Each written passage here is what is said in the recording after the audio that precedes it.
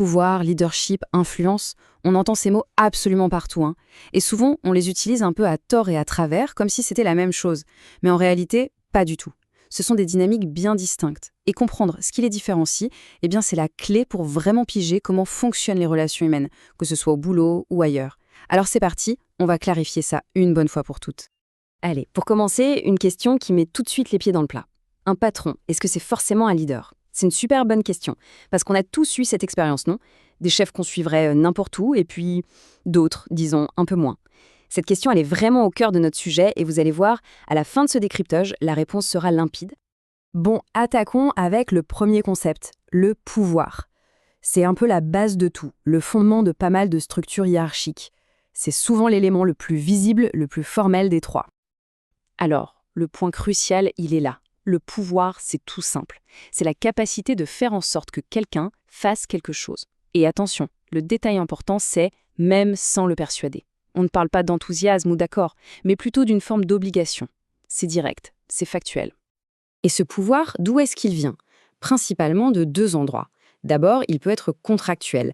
C'est simple, un contrat de travail, ça donne à un manager l'autorité pour donner des tâches. Point.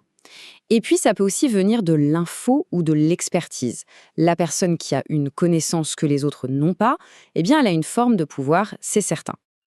Ok, passons au deuxième concept. Et là, on va voir que ça change complètement la donne.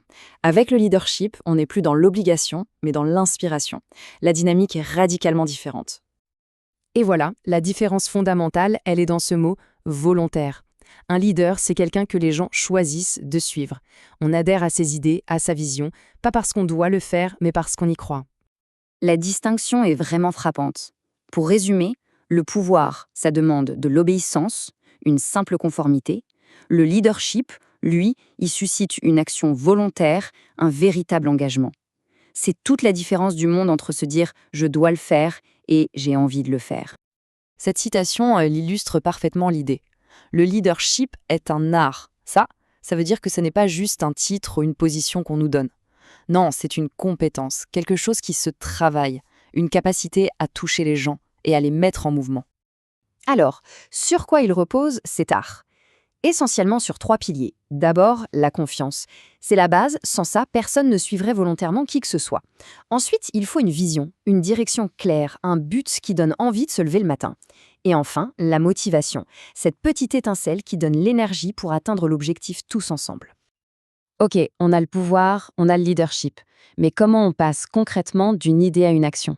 C'est là que notre troisième concept entre en jeu, l'influence. C'est un peu le moteur qui fait tourner les deux autres. L'influence, en fait, c'est l'art de bien communiquer pour persuader. C'est cette capacité à amener les autres à voir les choses comme nous, à créer l'adhésion grâce à de bons arguments, à du charisme, ou simplement à de la logique. L'influence, c'est l'outil, le moyen d'y arriver. Bon, maintenant qu'on a posé les définitions de chaque terme, on va assembler les pièces du puzzle. C'est là que tout va s'éclairer et qu'on va voir comment ces trois forces jouent ensemble dans la vraie vie. Et ça, c'est un point hyper important. Ces concepts ne sont pas exclusifs. On peut tout à fait avoir du pouvoir et être un leader. C'est même la situation idéale en fait. Pensez à un manager qui a le pouvoir lié à son contrat. S'il arrive aussi à inspirer son équipe, alors il est les deux. Il a l'autorité de sa fonction, mais aussi l'adhésion volontaire de ses collaborateurs. Et c'est là que ça devient puissant. L'équipe ne fait plus que d'obéir, elle innove, elle s'engage, elle va plus loin. Donc pour résumer la dynamique, c'est assez simple. Le pouvoir, ça force un peu la main. Le leadership, ça gagne les cœurs et les esprits. Et l'influence, c'est la compétence, l'outil de communication qui permet de persuader et de mobiliser les gens, que ce soit pour asseoir son leadership ou plus rarement pour exercer son pouvoir. Alors, à quoi ça sert de savoir tout ça? Eh bien parce que cette grille de lecture, elle change complètement la façon de voir les choses. Ça permet de décrypter son propre environnement de travail ou n'importe quel groupe d'ailleurs. Qui a le pouvoir officiel? Qui sont les vrais leaders, ceux que les gens suivent naturellement? Qui a le plus d'influence? Se poser ces questions, ça révèle des dynamiques qu'on ne voyait pas avant. On peut se rendre compte que le vrai leader, ce n'est pas le manager, mais un collègue respecté pour sa vision. Et comprendre ça, c'est crucial pour savoir comment agir efficacement. Et pour finir, la question qui tue. Est-ce qu'on peut diriger sans avoir de pouvoir officiel? Après tout ce qu'on vient de dire, la réponse est un grand oui. Une personne qui n'a aucun titre hiérarchique, mais qui a une vision forte, qui inspire la confiance et qui sait communiquer avec influence, elle peut être un leader bien plus puissant que son propre chef. Et ça, c'est peut-être la plus grande leçon à retenir de tout ça.